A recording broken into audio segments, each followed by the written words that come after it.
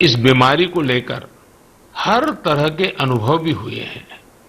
हमारे साथ इस समय मुंबई से प्रसिद्ध डॉक्टर शशांक जोशी जी जुड़ रहे हैं। डॉक्टर शशांक जी को कोरोना के इलाज और इससे जुड़ी रिसर्च का बहुत जमीनी अनुभव है। वो इंडियन कॉलेज ऑफ फिजिशियंस के डीन भी रह चुके हैं। आइए बात करते हैं डॉक्टर शशांक से। नमस्कार डॉक्टर शशांक जी। नमस्कार सर। अभी कुछ दिन पहले ही मुझे आपसे बात करने का अवसर मिला था। आपके विचारों की स्पष्टता मुझे बहुत अच्छी लगी थी। मुझे लगा देश के सभी नागरिकों को आपके विचार जानने चाहिए। जो बातें सुनने में आती है उसी को मैं एक सवाल के रूप में आपके सामने प्रस्तुत करता हूं। डॉक्टर शशांक, आप लोग इस समय दिन रात जीवन रक्षा के काम में लगे हुए हैं। सबसे पहले तो मैं चाहूंगा कि आप सेकंड वेव के बारे में लोगों को बताएं। मेडिकली ये कैसे अलग है और क्या-क्या सावधानी जरूरी है। धन्यवाद सर। ये जो दूसरी बाढ़ आई है ये तेजी से आई है, तो जितनी पहली बाढ़ थी उससे ये वायरस ज्यादा तेज चल रहा है। लेकिन अच्छी बात यह है कि उससे ज्यादा रफ्तार से रिकवरी भी है और मृत्यु दर काफी कम है। इसमें दो तीन फर्क है।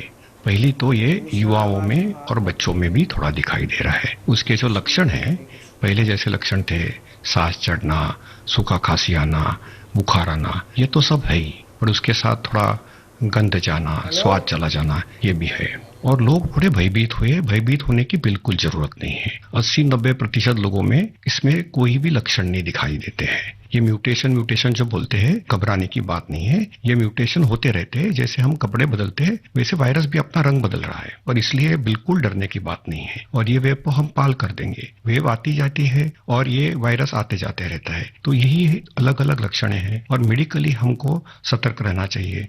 एक 14 से 21 दिन का ये कोविड का टाइम टेबल है। इसमें वैद्यकीय सलाह लेना चाहिए। डॉक्टर शशांक, मेरे लिए भी आपने जो एनालिसिस बताया बड़ा इंटरेस्टिंग है।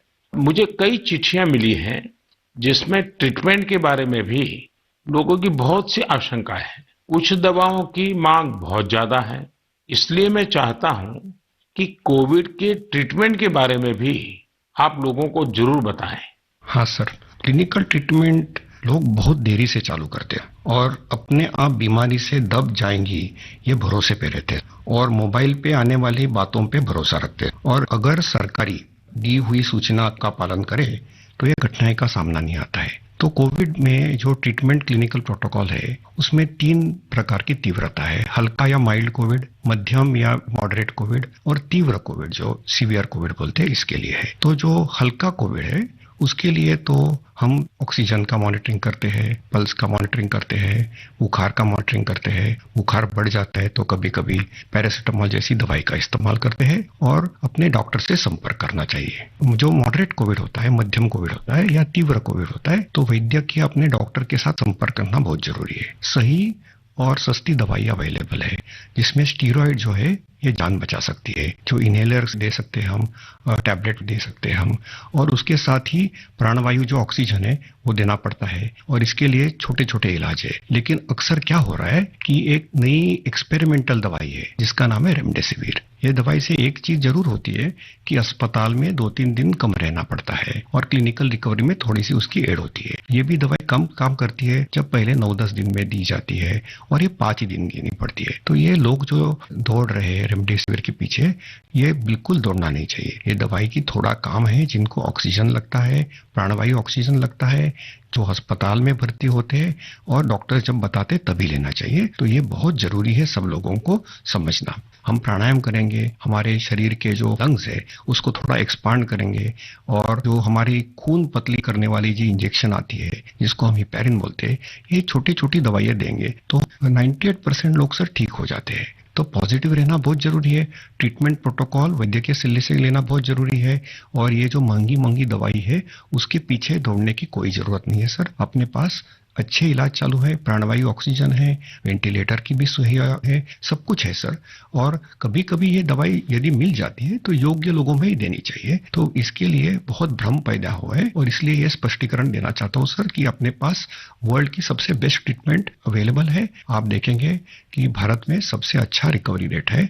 आप यदि कंपेयर करेंगे यूरोप के लिए, अमेरिका, वहीं से भी हमारे यहाँ के ट्रीटमेंट प्रोटोकॉल से मरीज ठीक हो रहे हैं सर। डॉक्टर शशांक, आपका बहुत बहुत धन्यवाद। डॉक्टर शशांक ने जो जानकारियां हमें दी वो बहुत जरूरी है और हम सबके काम आएगी। साथियों, मैं आप सबसे आग्रह करता हूं, आपको अगर कोई भी जानकारी चाहिए हो, कोई और आशंका हो, तो सही सोर्स से ही जानकारी लें।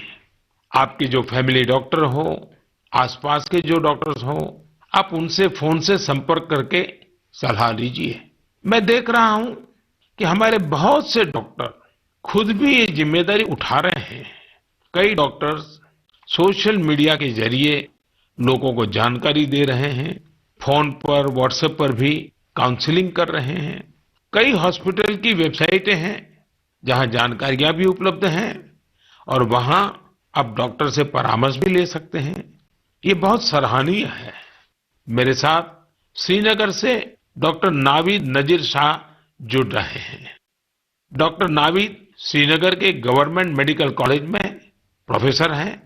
नावीद जी अपनी देखरेख में अनेकों कोरोना पेशेंट्स को ठीक कर चुके हैं और रमजान के इस पवित्र माह में डॉक्टर नावीद अपना कार्य भी निभा रहे हैं और उन्होंने हमसे बातचीत के लिए समय भी निकाला है।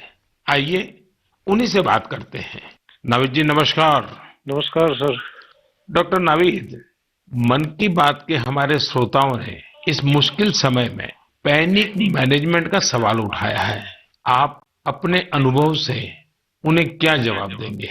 देखिए, जब कोरोना शुरू हुआ तो कश्मीर में जो सबसे पहला हॉस्पिटल डिजिग्नेट हुआ एज कोविड हॉस्पिटल वो हमारा सीरी हॉस्पिटल था, जो मेडिकल कॉलेज के अंडर में आता है। तो उस टाइम एक खौफ का माहौल था, लोगों में तो था ही। वो समझते थे शायद कोविड का इन्फेक्शन किसी को हो जाता है तो एक डेथ सेंटेंस माना जाएगा ये। और ऐसे ही जो हमारे अस्पतालों में डॉक्टर साहिबान या पैरामेडिकल स्टाफ काम करते थे, उनमें भी एक खौफ का माहौल था कि हम इन पेशेंट्स को कैसे फेस करेंगे, हमें इन्फेक्शन होने का खतरा तो नहीं है। लेकिन जो ही टाइम गुजरा, हमने भी देखा कि अगर पूरी तरीके से हम जो प्रोटेक्टिव गियर पहने और एहतियाती तदाबीर जो है उन पे अमल करें तो हम भी सेफ रह सकते हैं और हमारा जो बाकी स्टाफ है वो भी सेफ रह सकता है। और आगे आगे जब भी हम देखते गए तो ये मरीज, जो कुछ लोग बीमार थे, कुछ एसिम्प्टोमेटिक थे, यानी कि उनमें कोई बीमारी के कोई लक्षण नहीं थे, हमने देखा कि करीब करीब 90-95% से ज्यादा जो मरीज हैं वो खुद विदाउट एनी मेडिकेशन भी ठीक हो जाते हैं।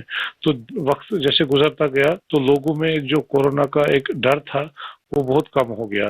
आज की बात जो हम ये सेकंड वेव जो इस टाइम हमारी आई है इस कोरोना में, इस टाइम भी हमें पैनिक होने की जरूरत नहीं है। इस मौके पे भी हम अगर जो प्रोटेक्टिव मेजर्स हैं, जो SOPs है, अगर उन पे हम अमल करेंगे, जैसे मास्क पहनना, हैंड सैनिटाइजर का यूज करना, इसके अलावा फिजिकल डिस्टेंस मेंटेन करना या सोशल गैदरिंग्स हम अवॉइड करें, तो हम अपना रोजमर्रा का काम भी बखूबी निभा सकते हैं और इस बीमारी से प्रोटेक्शन भी पा सकते हैं। डॉक्टर नावीद, वैक्सीन को लेकर भी लोगों के कई सारे सवाल हैं, जैसे कि वैक्सीन से कितनी सुरक्षा मिलेगी, वैक्सीन के बाद कितना आश्वस्त रह सकते हैं।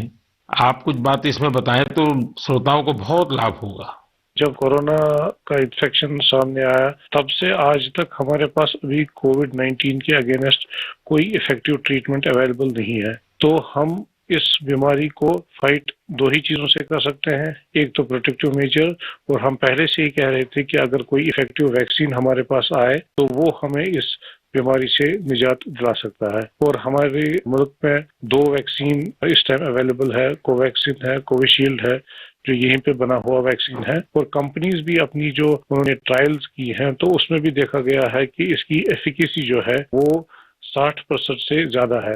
अगर हम जम्मू कश्मीर की बात करें, हमारी यूटी में अभी तक 15 से 16 लाख तक लोगों ने अभी ये वैक्सीन लगाया है। हाँ, सोशल मीडिया में काफी इसके जो मिसकंसेप्शन या मिथ्स इसमें आए थे कि ये साइड इफेक्ट्स हैं। अभी तक हमारी जो भी यहाँ पे वैक्सीन लगे हैं कोई साइड इफेक्ट उनमें नहीं पाया गया है। सिर्फ जो आम हर किसी वैक्सीन के साथ एसोसिएटेड होता है, किसी को बुखार आना, पूरे बदन में दर्द या लोकल साइट जहाँ पे इंजेक्शन लगता है वहाँ पे पेन होना, ऐसे ही साइड इफेक्ट्स हमने हर मरीज में देखे हैं। तो कोई ग्रॉस हमने कोई एडवर्स इफेक्ट नहीं देखा है।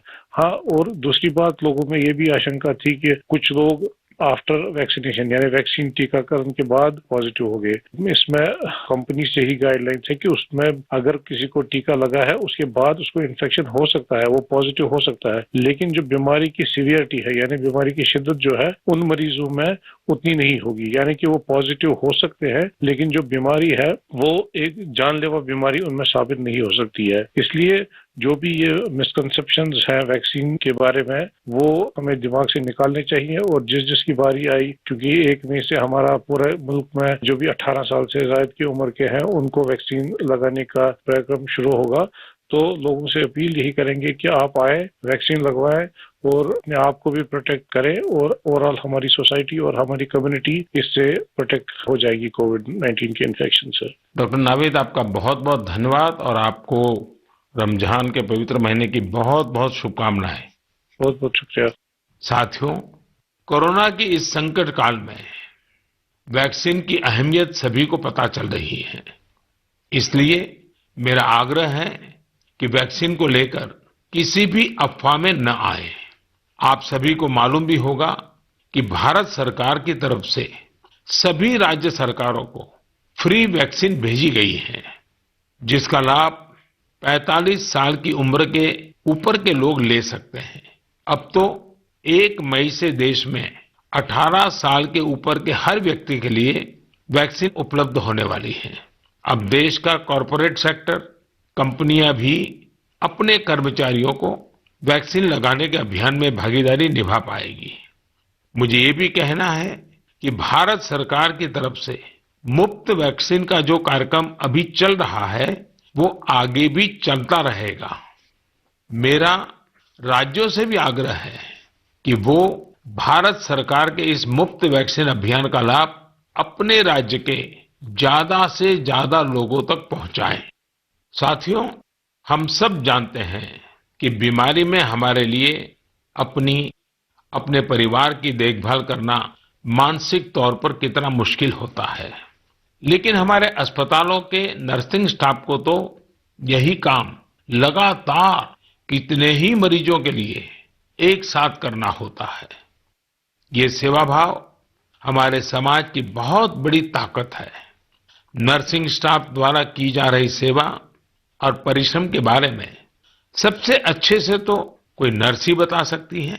इसलिए मैंने रायपुर के doctor B.R. Ambedkar medical college hospital में अपनी सेवाएं दे रही सिस्टर भावना ध्रुव जी को मन की बात में आमंत्रित किया है। वो अनेकों कोरोना मरीजों की देखभाल कर रही हैं। आइए उन्हीं से बात करते हैं। नमस्कार भावना जी। आदरणीय प्रधानमंत्री जी, नमस्कार। भावना जी, यस सर। मन की बात सुनने वालों को आप जरूर ये बताइए कि आपके परिवार में इतनी सारी जिम्मेवारियां, इतने सारे मल्टीटास्क, और उसके बाद भी आप कोरोना के मरीजों के साथ काम कर रही हैं। कोरोना के मरीजों के साथ आपका जो अनुभव रहा वो जरूर देशवासी सुनना चाहेंगे, क्योंकि सिस्टर जो होती हैं, नर्सेज जो होते हैं, वो पेशेंट के सबसे निकट होती है और सबसे लंबे समय तक होती है। Yes sir. तो वो हर चीज को बड़ी बारीकी से समझ सकती है। जी बताइए। जी सर, मेरा टोटल एक्सपीरियंस कोविड में सर 2 मंथ का है सर। हम 14 डेज ड्यूटी करते हैं और 14 डेज के बाद हमें रेस्ट दिया जाता है। फिर 2 महीने बाद हमारी ये कोविड ड्यूटी रिपीट होता है सर। जब सबसे पहले मेरी कोविड ड्यूटी लगी तो सबसे पहले मैं अपने फैमिली मेंबर्स को ये कोविड ड्यूटी की बात शेयर करी। ये मई की बात है और मैं ये जैसे ही मैंने शेयर किया, सबके सब डर गए, घबरा गए मुझसे। कहने लगे कि बेटा ठीक से काम करना।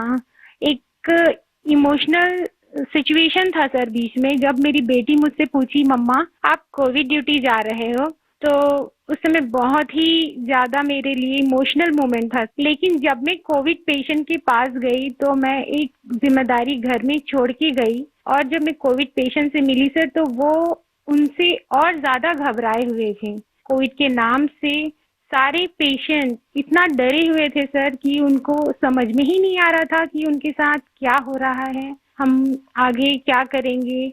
हम उनके डर को दूर करने के लिए उनसे बहुत अच्छे से हेल्दी एनवायरनमेंट दिए सर उन्हें। हमें जब ये कोविड ड्यूटी करने को कहा गया तो सर सबसे पहले हमको पीपी किट पहनने के लिए कहा गया सर, जो कि बहुत ही कठिन है पीपी किट को पहन करके ड्यूटी करना। सर ये बहुत टफ था हमारे लिए। मैंने 2 मंथ की ड्यूटी में हर जगह 14-14 दिन ड्यूटी किए, वार्ड में, आईसीयू में, आइसोलेशन में सर। यानी कुल मिलाकर तो आप 1 साल से इसी काम को कर रही है। Yes sir. वहाँ जाने से पहले मुझे नहीं पता था कि मेरे कलीग्स कौन है। हम एक टीम मेंबर की तरह काम किए सर, उनका जो भी प्रॉब्लम थे उनको शेयर किए, हम जाने पेशेंट के बारे में और उनका स्टिग्मा दूर किया सर। कई लोग ऐसे थे सर कि जो कोविड के नाम से ही डरते थे, वो सारे सिम्टम्स उनमें आते थे जब हम हिस्ट्री लेते थे उनसे, लेकिन वो डर के कारण वो अपना टेस्ट नहीं करवा पाते थे। तो हम उनको समझाते थे और सर जब सीवियरिटी बढ़ जाती